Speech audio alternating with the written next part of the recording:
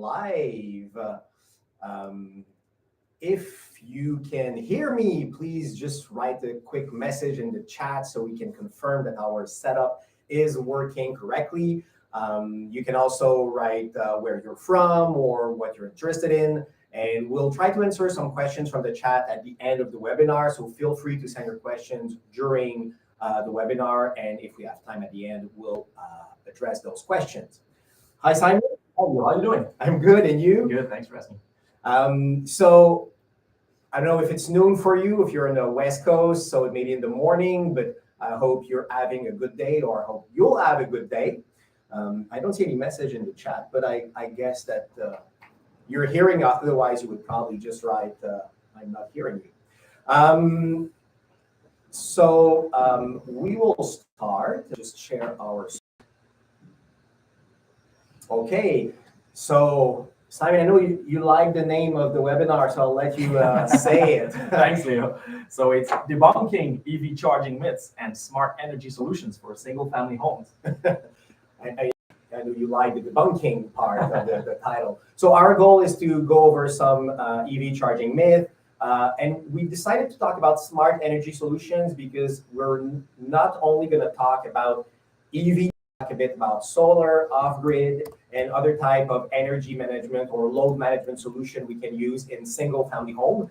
This webinar is focusing on single-family homes, like the title says, but we will be hosting other webinars next year, probably on multifamily or other subjects. So again, if you have ideas for future webinars, just write them in the chat.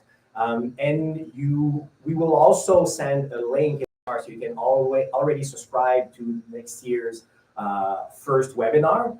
Or if you registered already, you'll get the information by email. Awesome. Anything I'm missing? I think you probably summed it up.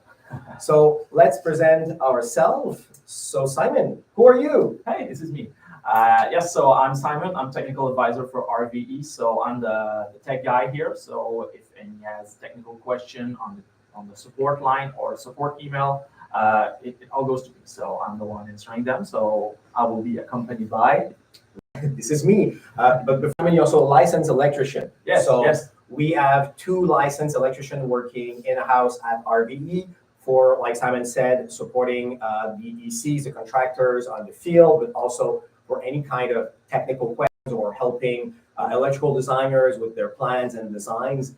And I am Leo, like I just said. I've been with RVE for nearly 7 years. I'm a senior technical advisor. I'm not a licensed electrician myself, but I learned a lot on the field. Yeah. I don't own a art suit. And my goal is to try to make it easy to understand for everybody on the call. I don't know if some of you are electrical professionals or if you're just curious about doing energy management in your home. Maybe you know about your panel being at full capacity. We'll go over those details later. Again, feel free to write anything in the chat if you want to share information with us. So today's session outline and key topics. Simon, you want to go over? Yeah, of course. So first of all, we are going to talk about EV charging fundamentals and myths. After this, we will have energy and load management solutions.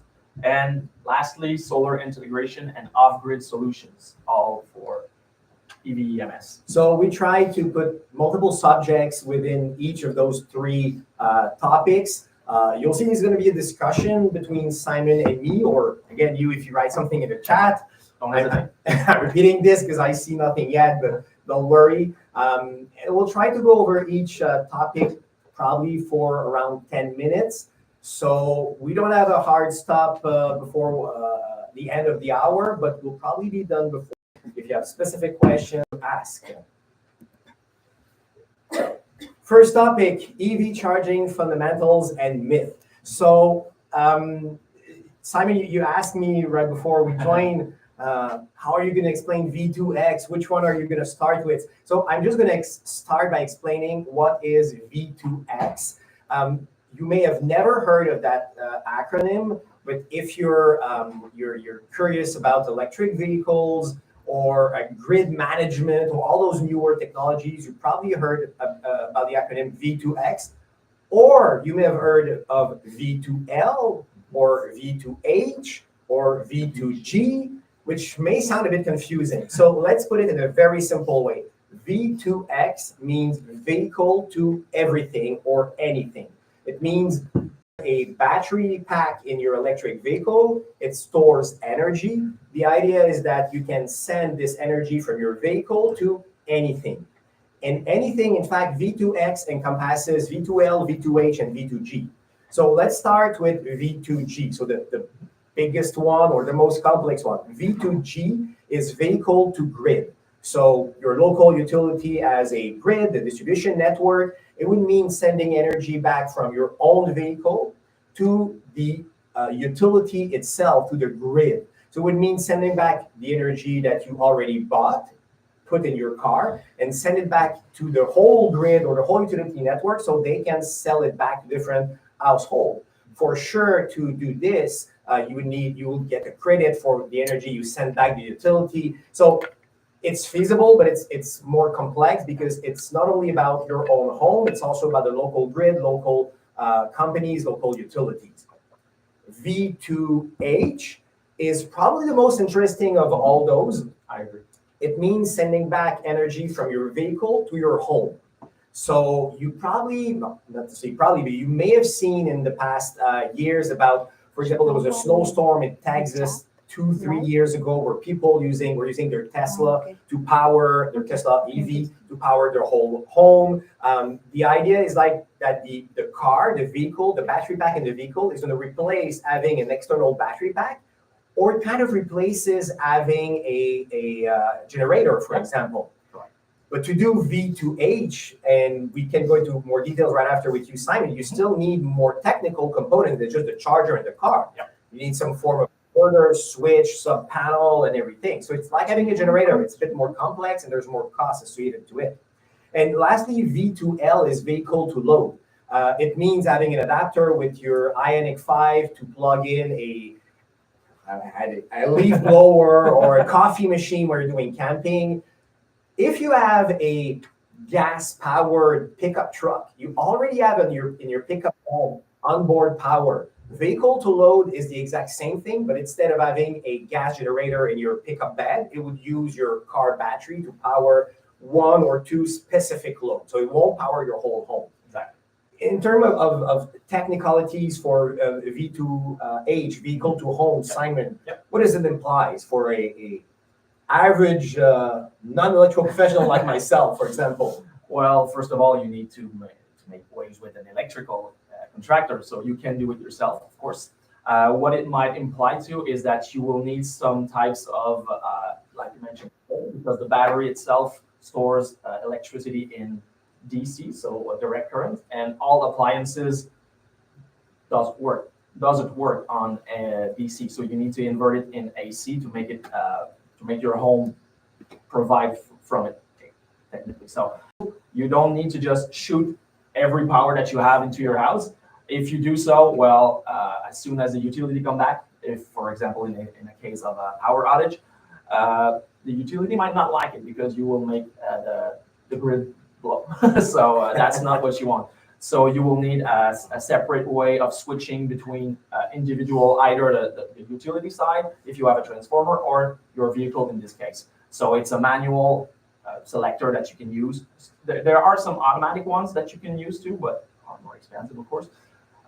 So yeah, that's about it. You need to switch it up, and as soon as your utility come back, you need to switch it back off to make sure that you don't have two sources of power coming in conflict. Was I right earlier saying it would be a similar setup to having a generator? Correct. Yeah. Okay, so very similar setup. You require more things because the generator provides you already with AC current, but you still need the inverter.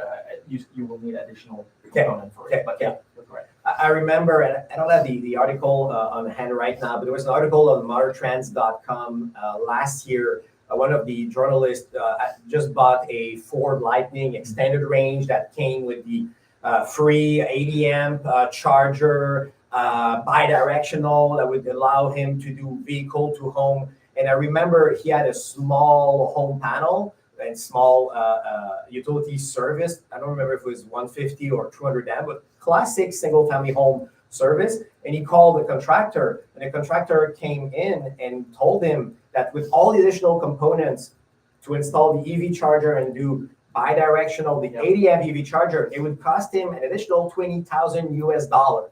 So although V2H seems really nice, having vehicle to load, V2L, to just power, for example, your fridge or a small electrical heating if you're in a colder climate, may be a way less expensive option. Yes, more often than not, you don't need to power your whole home. If you have a power outage, you just need to keep, for example, your food frozen or cold. So you just need a couple of loads to connect. Charge your laptop, your cell phone for emergencies and everything. Okay, exactly. Second point is level 2 charging requirements. Can you go very quickly, Simon, over level 1, 2, and 3? I know level 3, we all say DCFC, whatever, but of course. Level 1 is the basic that comes with every electrical vehicle. So it's a 120 volt outlet that you plug your car on. So it provides some power, but it's not a big amount of power, meaning that it will take lots of time for you to charge your electrical vehicle. Level 2 is what we normally see almost everywhere now, including homes and commercial buildings. So it's 240 volt or 208, depending on the municipality. But this means that you are using 2 lines instead of just 1. So it provides lots more power and it provides way less charging time. So you could go from 0 to 100%, which we don't recommend, in about 8 hours. So it takes way less time. And level 3, like you mentioned, the DC one, the fast charging method, it's the DC charging where you go, you pay X amount of money and in 40 like the Tesla superchargers, for example. Exactly. And you see them almost everywhere, and they are other company too. So it's not just Tesla. And those are about the level 3. We don't recommend charging on level 3 all the time. It's not good for your battery. But if you need some power in a rush, in a hurry, go ahead and go into level 3 charging. So level 2 is really starting to be the North American standard. And we're usually talking about level 2, about 32 amps charger. But what may be confusing if you're not very knowledgeable in terms of electricity is that the amperage of the breaker and the circuit, the wire cable, is going to be 40 amp. So you need to have a 40 amp breaker and cable to power a 32 amp charger. This is for safety reason and everything, but some people may be confused because they heard that they need a 40 amp charger, meaning the 40 amp breaker, and then the contractor comes in with a 32 amp, and they think it's a smaller amperage. 32 amp charger of the 40 amp circuit and breaker is the classic North American level 2 standard. And just quick math, because I know lots of people are afraid not having enough charge or energy in the morning. If you drive 25,000 miles every year, which is around 40,000 kilometers or 35,000 kilometers if you're in Canada, you need less than 3 hours at level 2 32 amp in average every night to get a full charge every morning. And this is if you never charge on a fast charger, a public charger. So you don't need to charge 8 hours every night, except if you drive 350 miles every day. But if you do, you probably stop at a fast, it's very rare. You probably stop at a fast charger anyway. Last thing about level 1 charger, and please correct me, but it is safe to plug a level 1 charger in any 120 volt outlet, the standard two outlet or two plug you see in your home. But most of the circuits, the breaker, and the electrical in single family homes are not designed to have multiple appliances plugged in all the outlets on the same circuit. So it won't start a fire, it won't catch on fire, it won't break. But like I heard, the worst case scenario would be that some components may overheat a little and have a lower lifetime over in the term as long. Is this right? It can happen, yes. And what is good to know is that if, for example, you install a level 1, you want a level 1 charger in your home, If you don't have a dedicated branch circuit for it, you might trip the breaker, because if you are already using the outlet for something else, and then you add the charger to it, you might just overflow your breaker itself. So instead of having only 12 amps, your breaker, which can support 15 amp, will go to 20, for example. So you can just strip the breaker and it will, well, your charge will not work. You will have to go manually, turn it back off and then on. Okay.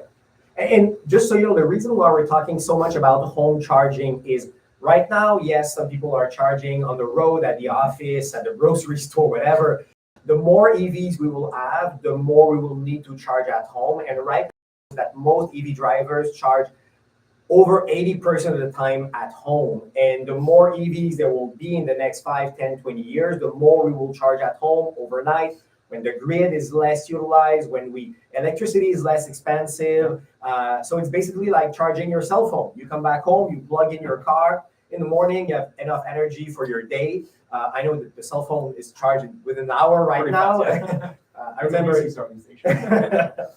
we already addressed the real charging needs and misconception. I'm going to repeat it. If you have a 32 amp charger at home on a 40 amp breaker and circuit, and if you charge less than 3 hours in average at your home overnight, you can drive over 25,000 miles in a year. It's kind of a lot. So I'm going to go. If I may add to. Yeah, go ahead. Normally, you don't charge your EV charger to 100% too. So most charging requirement that you will see online might be from 0 to 100. But the last 20% is almost never used for charging. You charge it at 100% only when you are doing long roads and you don't want to go to DC charging in the middle of the road. But 80%, the last 20% take way more time than it will take from 0 to 80%, for example. Yeah. So that's a good thing to keep in mind. Even if your car is not 100% every night, which it shouldn't for battery sake and etc. You keep it at 80, so it will take way less time, and you will be good to go, like you mentioned, normally with normal driving distances in a year. It brings us to the other point, the 80 amp charger. Elephant in the room.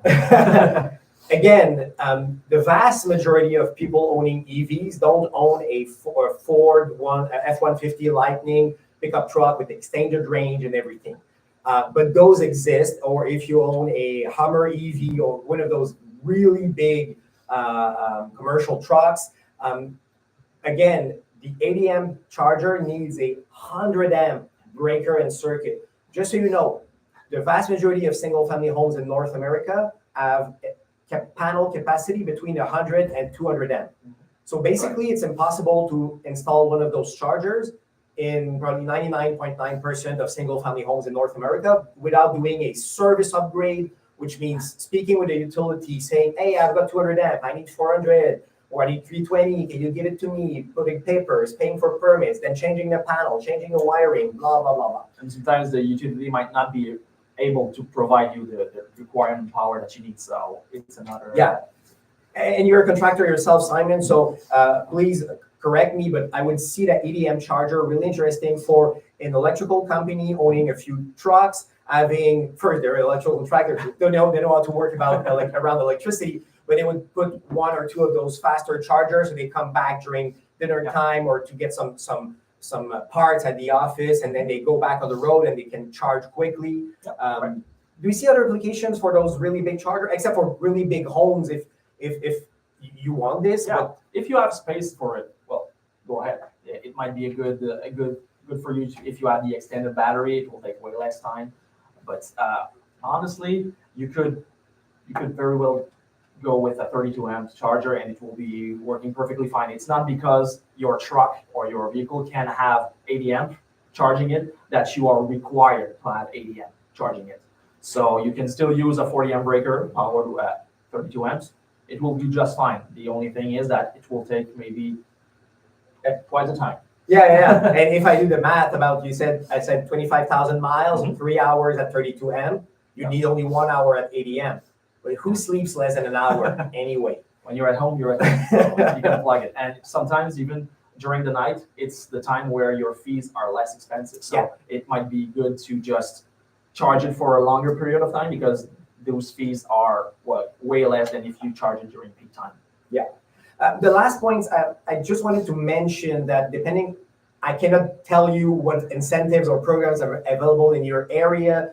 Multiple, it can be at the city level, the county level, a province level in Canada, at the state level in the United States, at a federal level. There are multiple kind of incentives, tax credits, rebates. Just have a look. Go on Facebook groups, go on Reddit, whatever, on Google, use Chat GPT if you want to, AI, whatever. Just call your municipality, sometimes just a few $100s, but a few $100.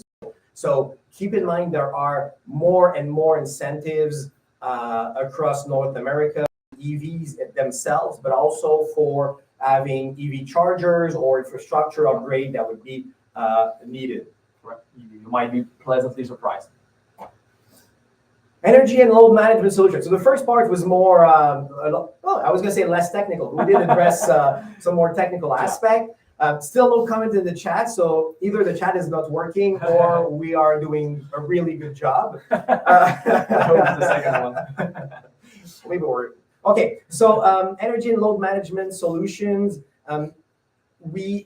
There's tons of vocabulary in the market. Lots of those come from different companies. Load shedding, load balancing, load management, energy. It's all the same thing. It's either reducing the speed of charging in some cases or turning off some appliances. The idea is that I sometimes use the example of a rooftop pool in a condo building. You have 100 people living in the building, but the rooftop pool can only accommodate 20 people at the same time. So you need some pool management. It's not a device or a solution. It's just nobody goes in the pool at the same time. But you cannot turn on, even right now at home without EV charging. You cannot turn on everything at the same time or your main breaker will trip.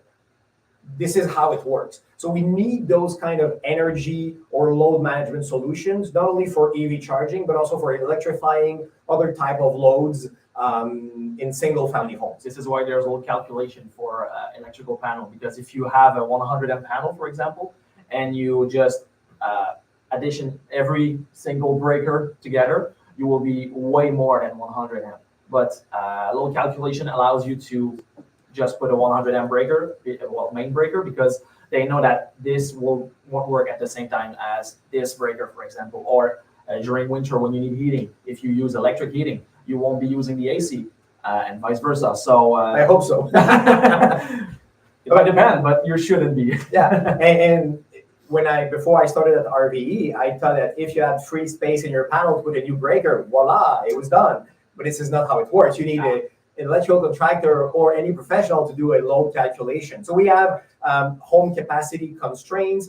You set it 100 amp, especially if you're in an area where you have either gas heating or gas stoves. You probably have a 100 amp service and panel for a single family home. If you're in Canada, in cold weather, you probably have 150, 200 amp.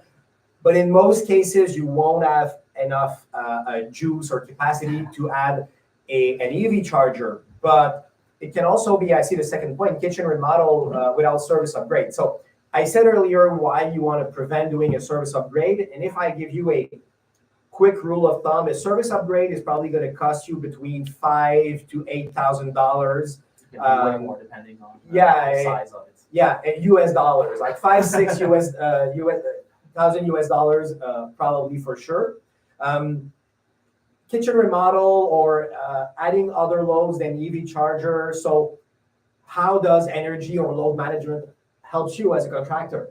It can help in lots of ways because, as you mentioned, for example, if you are using a second oven, you might be using two ovens in a single home.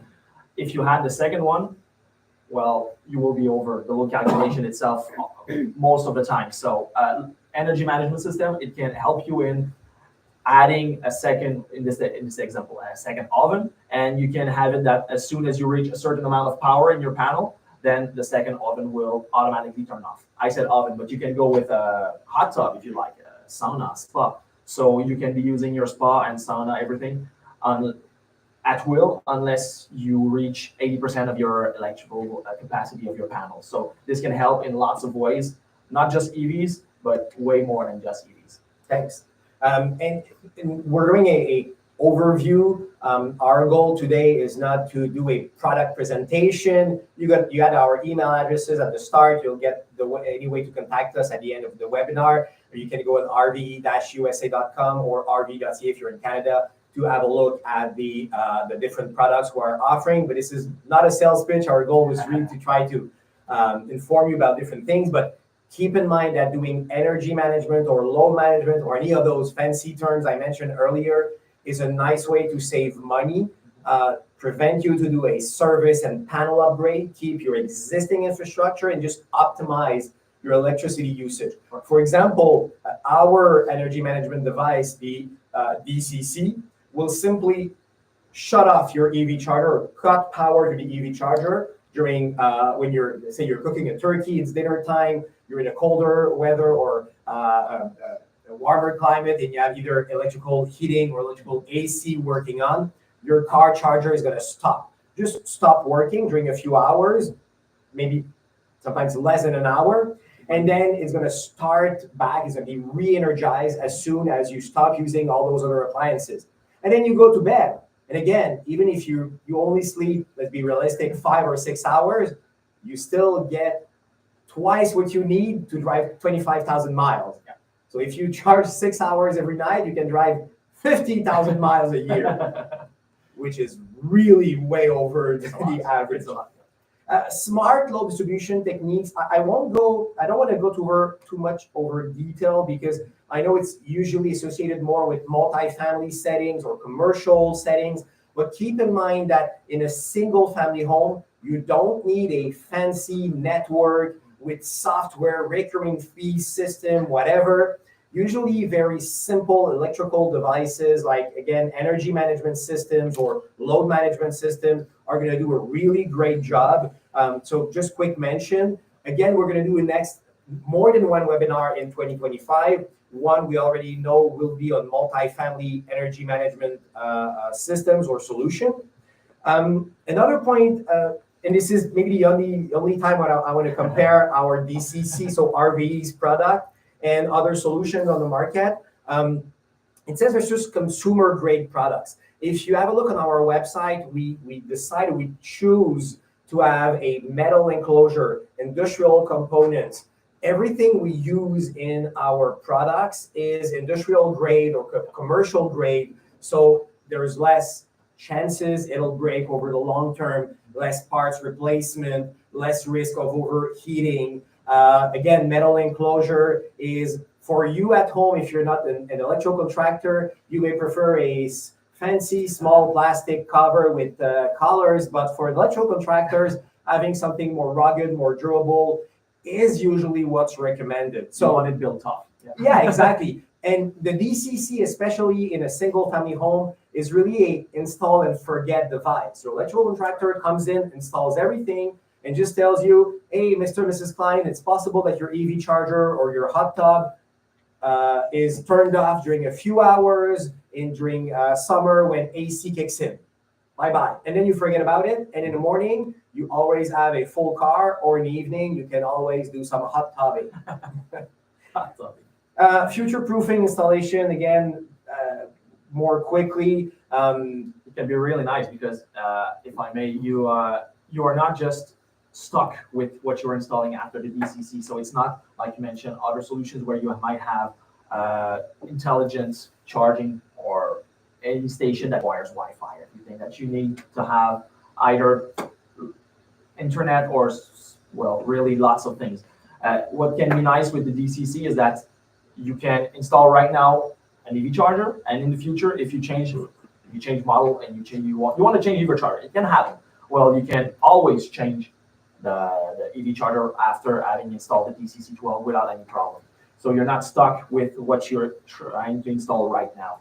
You're right. Our energy management systems or solutions are designed to be, I'm going to say, appliance agnostic, meaning that we are doing the energy management at the panel level or close to your home panel. We don't need, it's not having a fancy network appliance or network hot tub or network charger that is going to be disconnects itself. It's really upstream at the infrastructure level, your home. So, like Simon said, it's not only it does not only work with EV chargers, but also with other loads. And we'll try the pitch deck still on the screen. So I think it's coming back. Okay. There's a small delay on our end too. So solar integration and off-grid solution.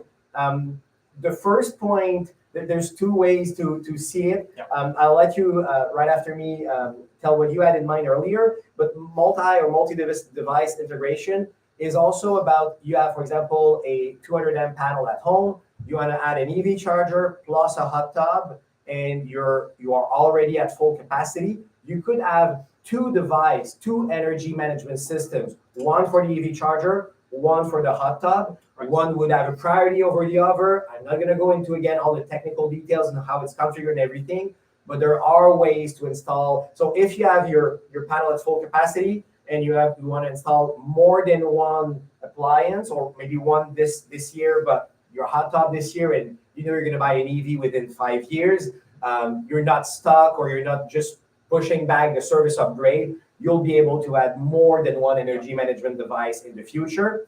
There's still a limit to how much energy management we can do in a single family home, but you had also the example of other devices integration. Of course. Well, we mentioned earlier multi-device with the V2H, so you can still be using the V2H and a DCC with other appliances. But what comes to mind for me personally is what is highlighted above, either solar integration or generator.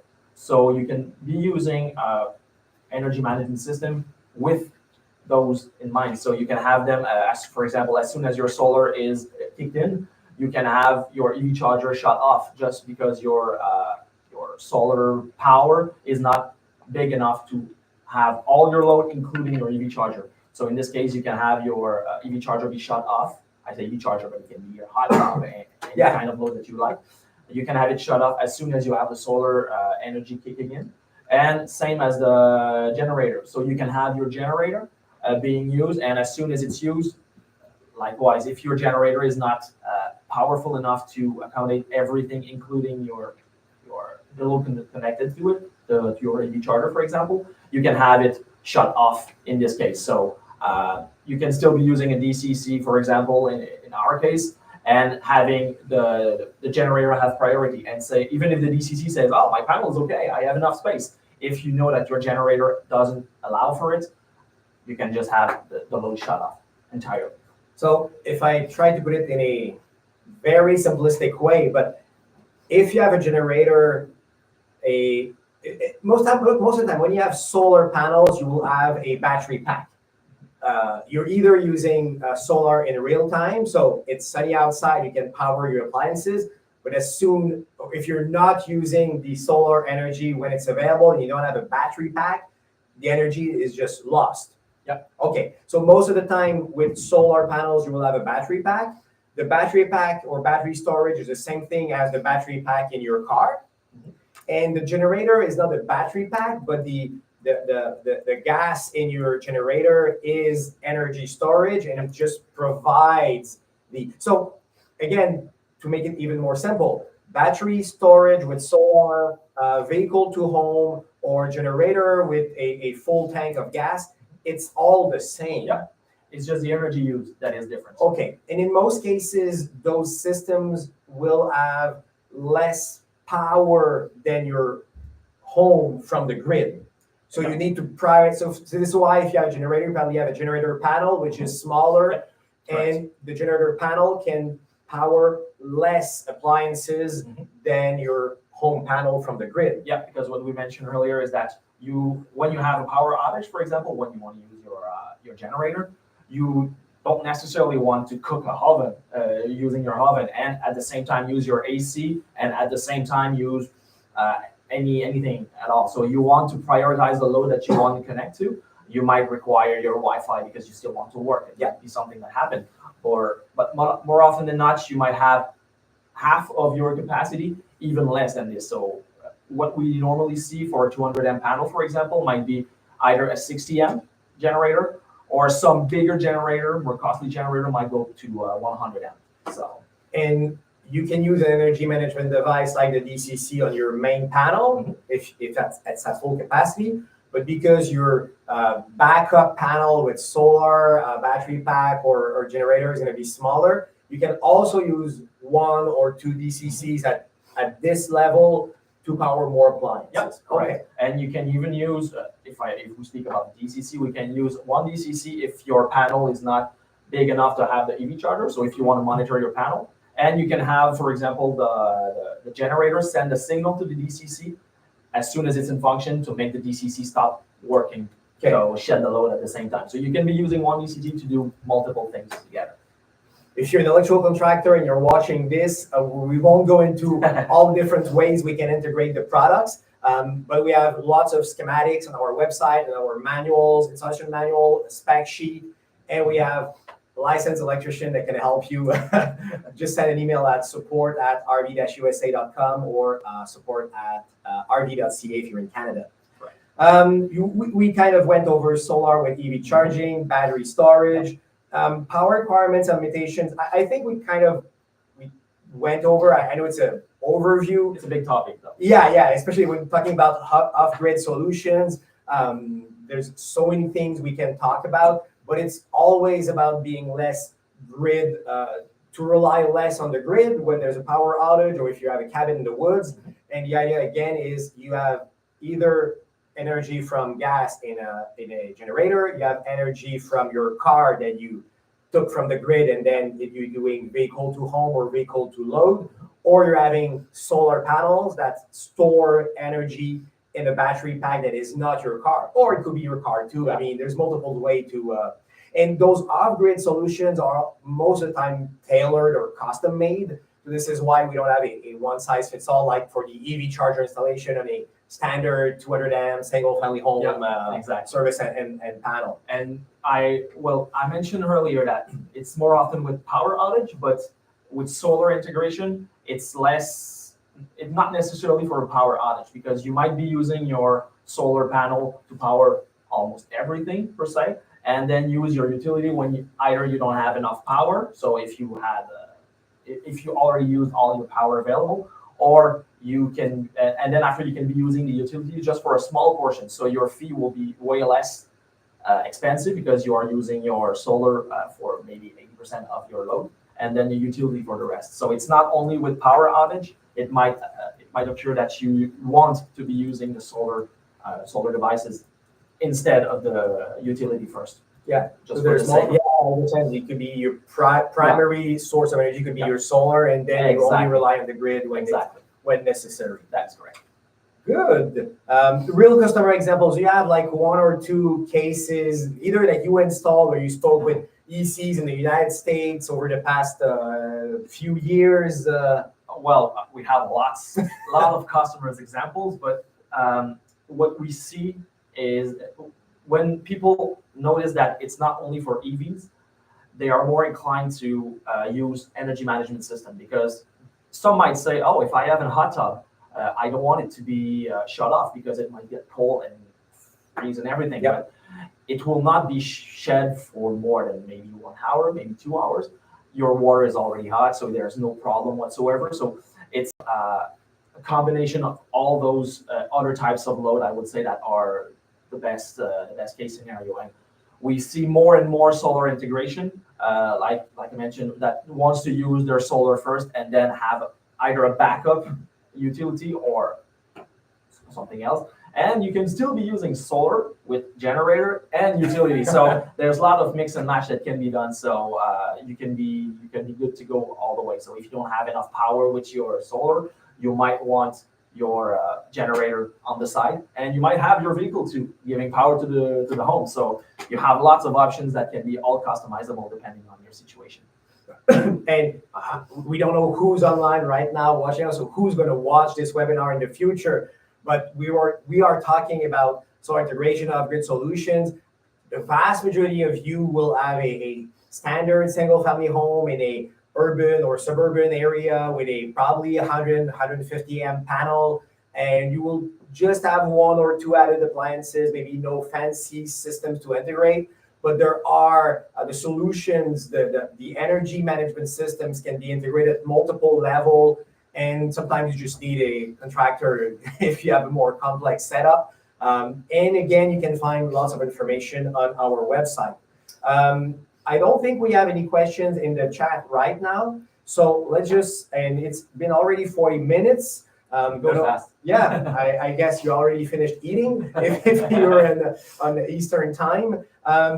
You can see on the screen the QR code just sends you to the rve-usa.com/newsletter to subscribe. Don't worry, you can always unsubscribe if you change your mind. And you have the different social media, so LinkedIn, YouTube, and Instagram. Our YouTube channel is kind of new. We will try to have more and more events or live webinar or videos next year. I said it at the beginning, but we will send you by email if you registered before, but right now in the chat, a link to subscribe to our next webinar in 2025, which will be focused on energy management systems for multi-family homes. So townhomes complex, Another big topic. Oh yeah, A really big topic. way more complex than the single family home. We'll see if we make it more or less technical. Again, if you have specific needs or questions, reach out to us. Our goal is that so that webinar is linked towards what you need, what you want to hear. And except wishing you a nice holiday season, is there anything else, Simon, you have in mind? It was the holiday season webinar, so yeah. But yeah, don't hesitate to either send an email, write in the chat right now if you do have a question about anything, and we will happily assist and answer these questions. That's what we're here for. So. And lastly, you see all the URLs for our US website. If you're in Canada, it's rve.ca. The website is very similar. And you can find in the footer of the website different ways to get in touch with us. But remember, it's really easy. You get any technical question, support@rv-usa.com or support@rv.ca. And more sales, pricing, availability, distributor questions, you just send it to sales@rv-usa.com or sales@rv.ca. That is correct. That sums it up, I think. Have a great day and see you next year. Thank you, Leo. Bye. Thanks, Simon.